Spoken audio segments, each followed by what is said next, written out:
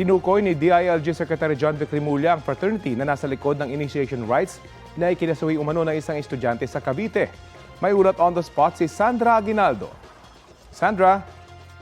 Yes, Rafi, ayon ka kay DILG Secretary John Vic Rimulya, ay kakausapin niya ang liderato ng Tau Gamma Fraternity kaugnay sa naganap na hazing sa General Trias Cavite na ikinamatay ng isang estudyante. Tinukoy ni Rimulya ang Tau Gamma Fraternity bilang kinabibilangan ng mga sangkot sa naganap na hazing.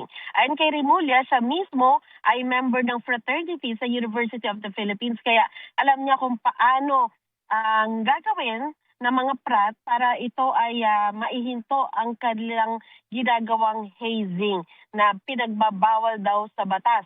Nagpapatuloy daw ang investigasyon ng PNP sa insidente. Narito po ang pahayag ni Secretary Rimulya. Nag-surrender muna yung parang master initiator nila. Dinala sa hospital eh. Nag-surrender yung pinaka-head nila. Pero dumating yung abogado.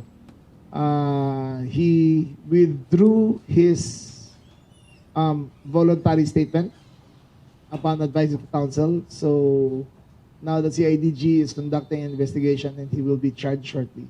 Na-identify na po ba yung frat? Yes, it's Tau Gamma. Yes. Sinabi yan ni Rimulya sa kapihan sa Manila Bay, isang media forum.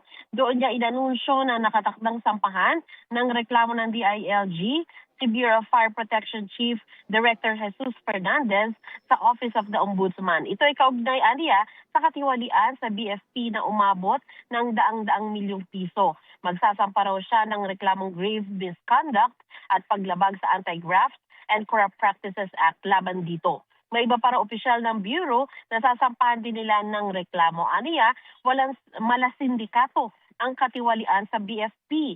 Magsasampa raw sila ng reklamo kaugnay sa bid rigging, katiwalian sa pagbili ng fire trucks at pagbebenta raw ng fire extinguishers. Sinusubukan pa naming kunan ng pahayag si Fernandez. Yan muna, Rafi, ang pinakahuling ulat. Rafi?